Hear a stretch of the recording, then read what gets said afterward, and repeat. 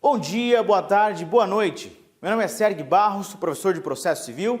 Vamos trabalhar hoje um tema muito importante para o exame de ordem, que são a teoria geral dos recursos, especificamente voltada para os recursos excepcionais, especial e extraordinário, porque são os recursos de estrito direito.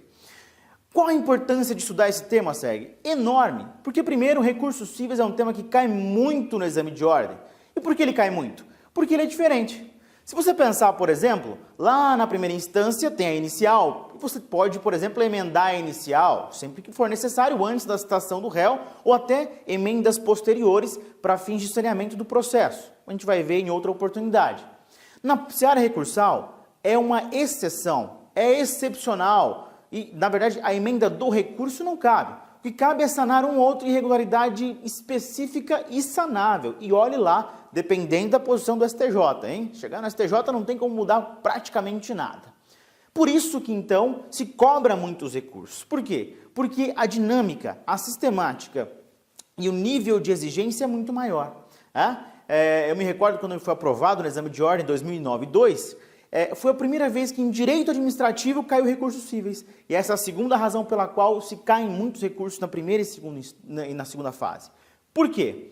Porque justamente esse tema pode cair em tributário, administrativo, constitucional, empresarial, enfim. Tirando o penal, que serve para quem praticava delitos, desde a infância, e não é o nosso caso, não é mesmo?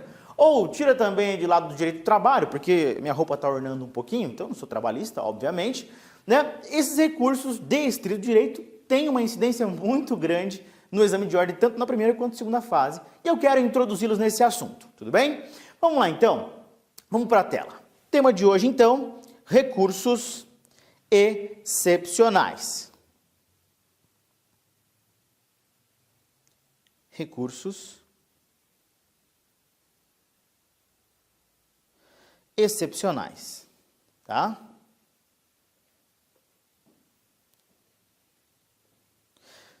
Também chamados de recursos de estrito direito.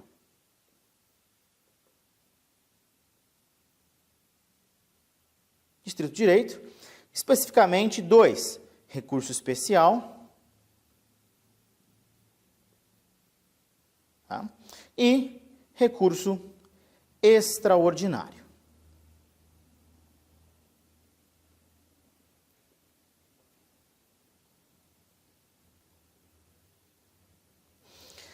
Especial, cuja previsão está no 105 da Constituição Federal, previsão primária constitucional, e extraordinário, 102 da Constituição Federal. Bom, é por isso também que um outro nome deles, atribuído a esse tipo de recurso, como ele é constitucional, olha aqui, constitucional, também se chamam de recursos constitucionais. Tudo bem? Pois bem, esses são os recursos que a gente que fazem parte dessa gama de recursos excepcionais. E por que eles são chamados, Sérgio, de excepcionais? Tem um segredinho. Vamos lá então para a primeira dica do prof. Por que excepcionais? Olha só. São chamados de excepcionais por quê? Olha só, porque nós temos no sistema recursal brasileiro um certo, como nós já vimos em outras aulas, o chamado duplo grau de jurisdição. Duplo grau de jurisdição. Vou abreviar aqui. Duplo grau de jurisdição. Bom, qual que é a ideia dele? Corta para cá, Diógenes. Olha só, duplo grau significa dizer que toda pessoa, toda parte, tem o direito de uma revisão da decisão judicial. Então não basta o provimento jurisdicional de primeira instância. É necessário, e é direito, é uma garantia fundamental da parte, uma revisão dessa decisão, geralmente num órgão colegiado e formado por magistrados mais experientes, ditos desembargadores, como vocês sabem. Qual é a ideia? A ideia é dar a possibilidade dessa pessoa exercer o seu direito de defesa, defender a sua tese e buscar uma reforma dessa decisão. Aí que entram os recursos cíveis. É onde se busca mudar, reformar uma decisão de primeira instância. Tudo bem? Pois bem, corta para a tela. Então, olha só. Na primeira instância, eu tenho uma sentença, que é chamada de primeiro grau, também chamada de singela.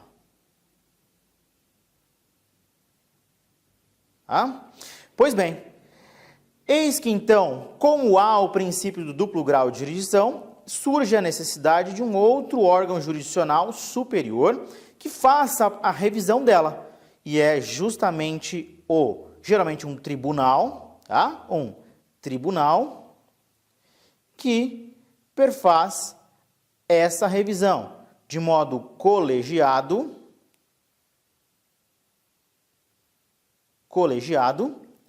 por daí o nome chamado de acórdão.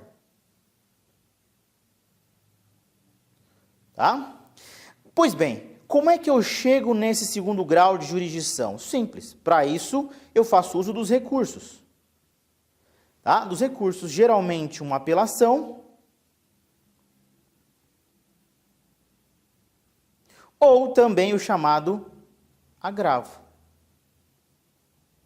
Agravo de instrumento. Tudo bem? Bom, até aí, nenhuma novidade.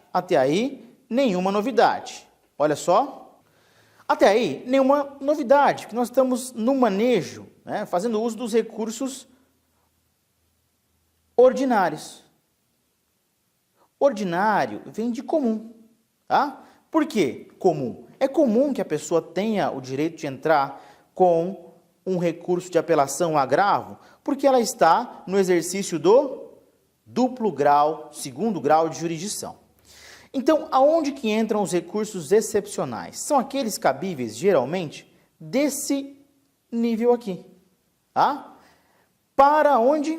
Para os tribunais superiores. Vamos lá, então. Para os tribunais superiores.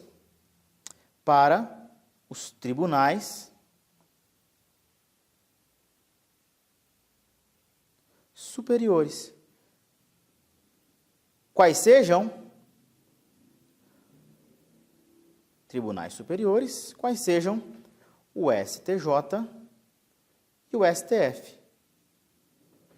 Como que eu faço a provocação? Para o STJ, recurso especial. Para o STF, recurso extraordinário.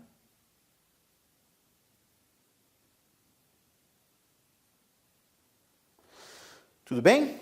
Pois bem, aí você me pergunta, Sérgio, corta para mim, Diógenes. Então nós temos no Brasil um terceiro grau de jurisdição? Porque você falou assim, primeira instância, juízo. Segunda instância, tribunal, e aí tem os tribunais superiores. Seriam ele um órgão de um terceiro grau de jurisdição? Não. Sabe por que não? Porque nós falamos que a garantia da parte é um duplo grau de jurisdição. Mas você imagina a seguinte situação. Num país de dimensões continentais como o Brasil, não pode acontecer do tribunal de Mato Grosso do Sul ter um entendimento divergente perante o tribunal do Pará? Pode acontecer. E acontecendo isso, os tribunais superiores existem para quê? Para que isso seja reparado. Qual é a ideia? A ideia é de que não é salutar, não é bom para um poder judiciário que é uno, só tem organizações especiais para que possa otimizar a prestação jurisdicional.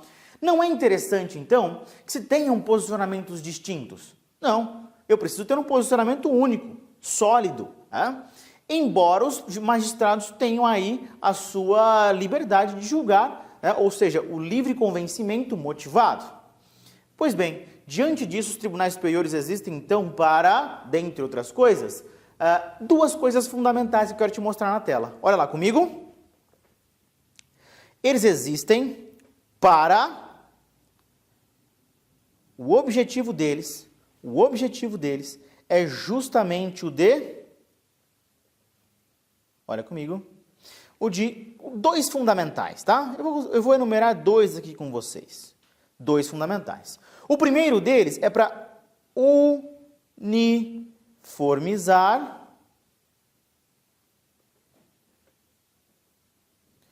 entendimentos. Havendo divergências, esses tribunais vão, dentro das suas competências, uniformizar os entendimentos.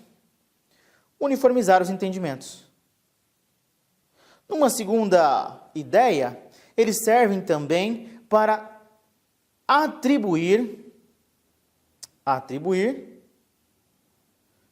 a melhor interpretação.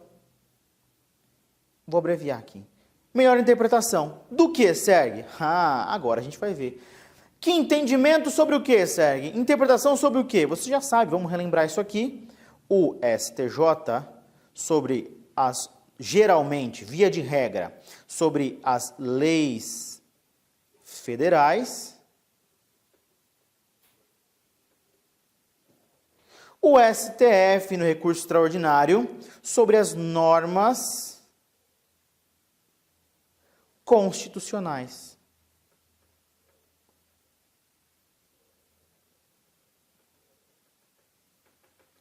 Normas constitucionais.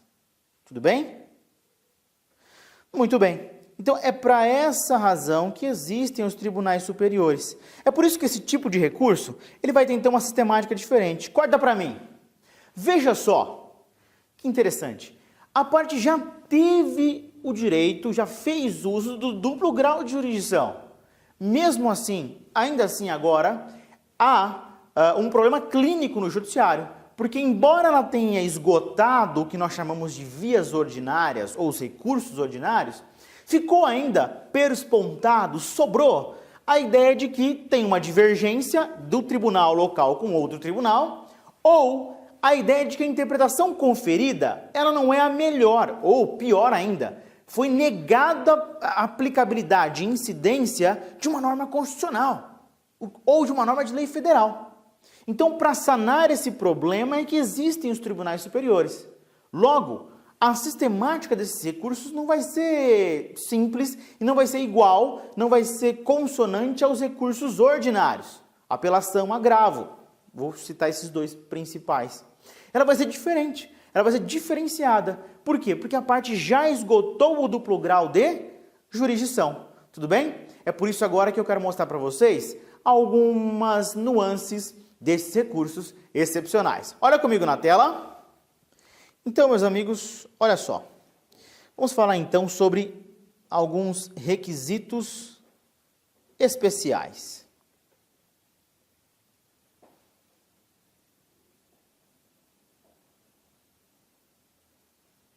O primeiro deles é o que nós chamamos de esgotamento, esgotar as vias ordinárias.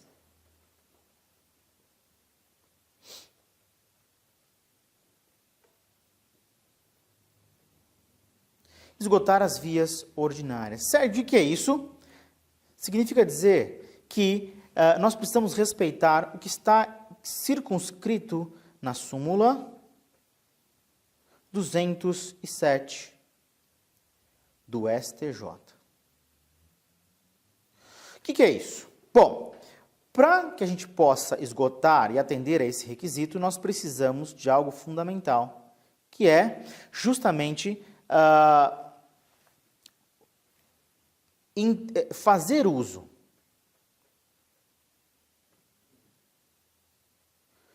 do recurso excepcional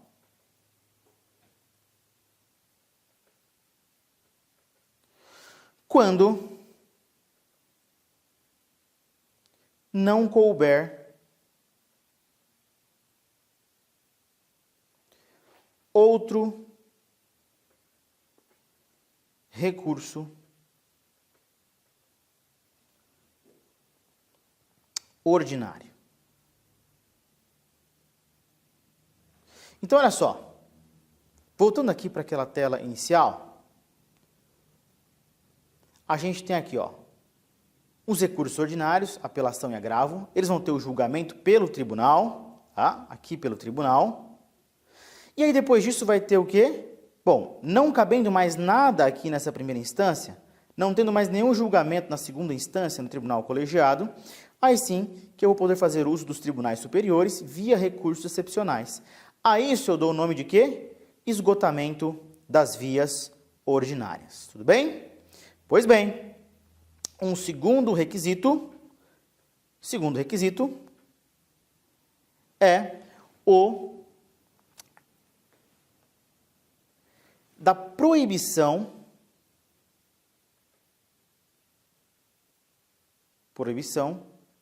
de discussão de fato e prova. Discussão de fato e prova. Vou colocar de outra cor para ficar mais fácil. Ó, de fato e prova. Meus amigos, esses assuntos são totalmente proibidos de serem veiculados, discutidos, num recurso excepcional. Tá? Olha só. Por quê? Porque nós já passamos pelo duplo grau de jurisdição. Olha para mim, Diógenes. Por que, Sérgio, eu não posso discutir fato e prova num recurso excepcional? Porque já passamos o primeiro grau de jurisdição e o segundo grau de jurisdição. A esse respeito, do que aconteceu naquele conflito da lide e de quais as provas provam isso ou aquilo, a parte teve 2 graus de jurisdição. É por isso que um dos nomes, como nós vimos lá atrás na nossa lousa, um dos nomes desse tema, recursos excepcionais, é também recursos de estrito direito. Por quê? Porque nós só discutiremos o direito, não discutiremos fato nem prova. Corta para a tela para mim, então, porque é justamente o teor das súmulas 4 e 279 do STF e também da súmula 5 do STJ, súmula 5 do STJ. Eu não posso, então, meus amigos, em hipótese alguma, discutir fato e prova. O recurso ele permite a discussão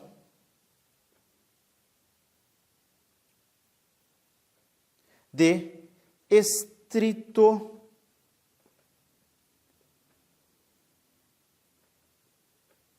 direito. Tudo bem? Discussão de estrito direito. É por essa razão que eu não posso ficar discutindo fato e prova. Aqui eu vou discutir pura e tão somente questões de direito ou de divergência na interpretação de leis. Como nós vimos ali agora há pouco, olha só, a gente vai discutir basicamente o entendimento que está dissonante e precisa ser uniformizado, ou a melhor interpretação para uma regra que foi utilizada naquele caso, na solução daquela demanda. Tudo bem? Bom, outro ponto importantíssimo já para a gente finalizar esse nosso encontro é o terceiro ponto. Qual seja? O pré-questionamento.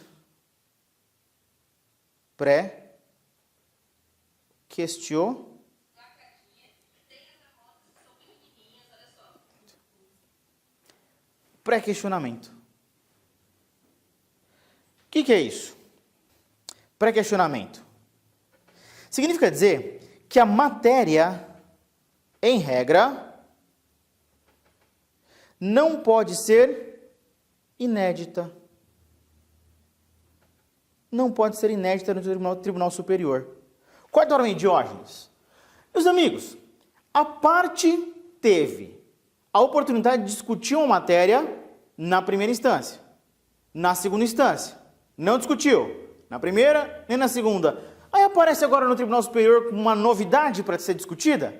Não, em hipótese alguma. Não pode acontecer. Justamente porque, se ela não usou aquela matéria na via comum ordinária, ela não pode fazer uso dessa mesma matéria agora, na via extraordinária excepcional. Ela exerceu o seu direito de se defender, seu direito de alegar as teses que quisesse alegar. Ela tinha na inicial a possibilidade de alegar qualquer tese, ela tinha na defesa, na contestação, o réu podia alegar qualquer matéria de defesa, princípio da concentração, podia concentrar qualquer matéria de defesa, não fez. Aí agora no recurso excepcional ela quer fazer isso?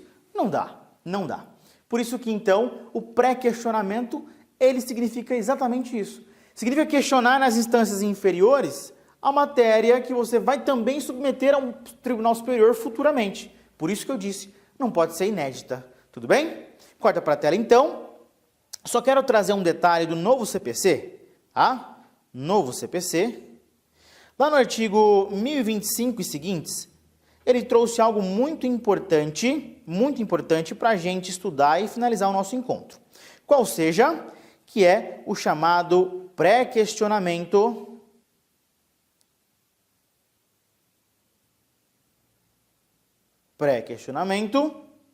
ficto. Ficto, meus amigos, ficto vem de ficção, fictício. Fictício. Como assim segue um pré-questionamento fictício? Corta para mim de novo. Veja só. Imaginem que a parte tenha trazido a matéria no recurso lá de apelação. O tribunal, sabendo que a matéria tem que ser pré-questionada, na hora de julgar, ele passa de lado daquela matéria e não aprecia aquela matéria. Tudo bem? Não aprecia. Aí a parte fala, nossa, não está certo, eu não consigo ir para o Tribunal Superior porque a matéria não está pré-questionada, porque eu tenho que questionar e o magistrado precisa apreciar aquela matéria. O que vai acontecer? Ela opõe um recurso que você já deve estar sabendo, hein? Qual que é mesmo? Omissão, que é o caso, ou contradição ou obscuridade, ou erro material, embargo de declaração 1025 seguintes do novo CPC. A parte opõe embargo de declaração. Aí o magistrado faz aquela decisão de costume. A parte quer mudar o julgado e tudo já foi apreciado no acórdão, não tem mais o que fazer. Aí a parte fala, meu Deus do céu, o que eu faço agora, professor? Eu coloquei na tese e não deu certo. Eu coloquei no embargo, não deu certo de novo. Calma. Por isso que veio o novo CPC e trouxe lá no 1025 seguintes a ideia do pré-questionamento ficto. Ficto por quê? Porque a parte provocou o judiciário, não uma, duas, três, inúmeras vezes. O judiciário que não se manifestou. Logo, eu não posso atribuir à parte a ausência de um pré-questionamento no acórdão, porque a parte provocou. Tá? Então, é o princípio da causalidade. Cada um suporta o ônus daquilo que fez e daquilo que não fez. A parte não pode suportar o ônus da ausência de manifestação jurisdicional porque ela provocou. Então, olha só, o que vai acontecer? O Tribunal Superior vai ter que receber o recurso porque vai entender que tem um pré-questionamento, embora não seja expresso, manifesto, ele é fictício. Exatamente isso. Comigo na tela, então, é justamente a ideia de que a parte provocou o judiciário. Provocou. Esse provocou surge de várias formas. Surge no recurso, surge na inicial, surge num embargo de declaração, só que, embora tenha havido a provocação, o judiciário não a apreciou. A culpa não vai ser atribuída à parte. Eu entendo, então, que houve pré-questionamento ficto. Tudo bem? Meus amigos, era isso que nós tínhamos para tratar nesse primeiro momento, nesse primeiro bloco de aula. Espero você para nossos próximos encontros. Tema extremamente importante. Não cai, despenca no exame de ordem, primeira e segunda fase, tá bom? Qualquer coisa estou à disposição nas minhas redes sociais, Twitter, Instagram, Facebook, em outros canais e também aqui no nosso curso preparatório, ok? Muito obrigado, bom dia, boa tarde, boa noite e até a próxima. Tchau, tchau!